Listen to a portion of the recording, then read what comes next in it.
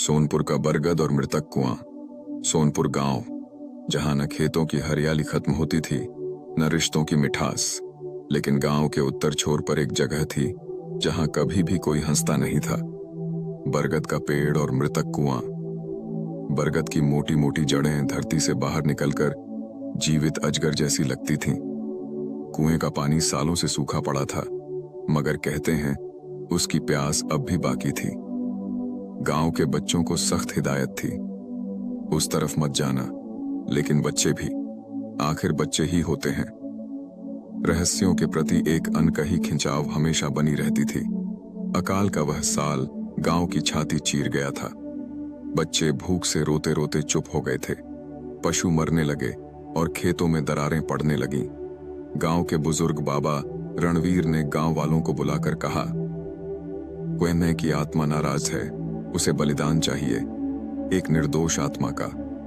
चारों ओर सन्नाटा था, किसी के भी परिवार से कोई बच्चा देने को तैयार नहीं था। तभी माया आगे आई, मात्र 13 साल की, चमकती आंखें, पतली काया और चेहरे पर ऐसी मासूम मुस्कान जिसे देख कोई भी रो पड़े। उसने सिर्फ इतना कहा, अगर मेरे जाने से सबको जीवन मिलेगा तो मुझे कोई डर नहीं। उस रात चुपचाप पूजा हुई।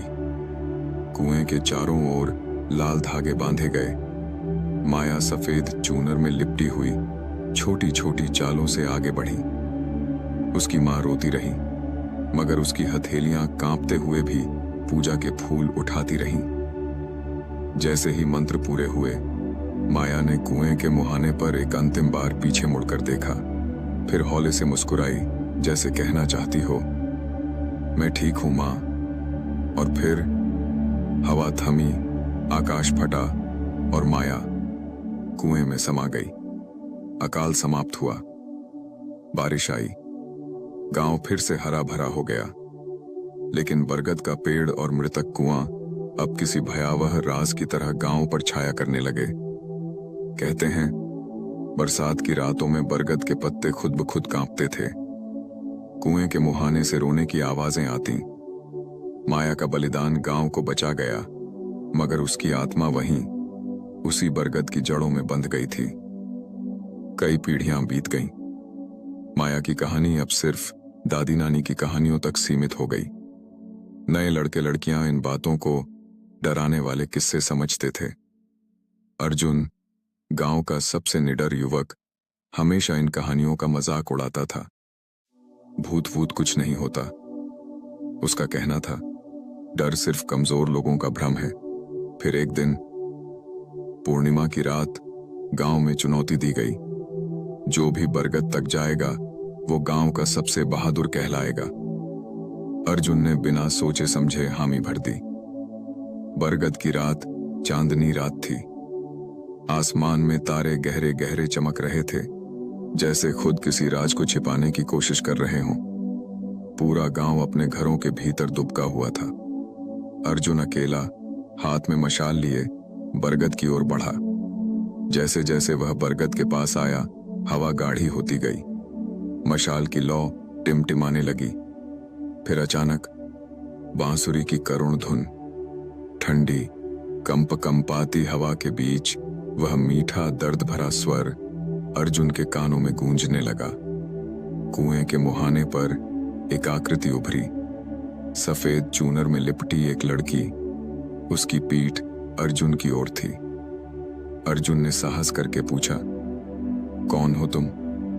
लड़की ने धीरे से सिर घुमाया। उसकी आंखें गहरी, उदास और असहनीय दर्द से भरी हुई। अर्जुन ने उसकी आंखों में देखा और जैसे उसके कदम जकड़ गए हो, माया, वह फुसफुसाया। माया की आत्मा बोली नहीं, बस देखा। अर्जुन आगे बढ़ा, कदम दर कदम, जैसे किसी अदृश्य धागे ने उसे बांध लिया हो। कुएं के किनारे पर पहुंचते ही एक अदृश्य शक्ति ने अर्जुन को जकड़ लिया। हवा में एक तेज सीटी गूंजी।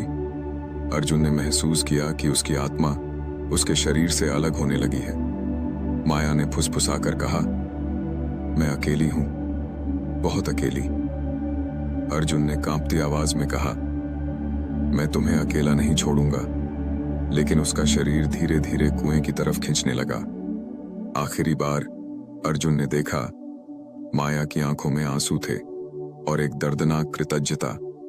फिर दोनों गायब हो गए।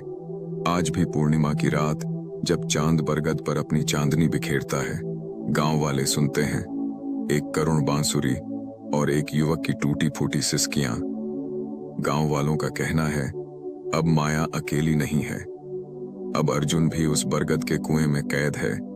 उनकी आत्माएं प्रेम, बलिदान और अधूरे वादों में बंधी हुई हर रात साथ रोती हैं। कहते हैं, अगर कोई सच्चे हृदय से माया और अर्जुन के लिए प्रार्थना करे तो शायद एक दिन उन्हें मुक्ति मिल जाए।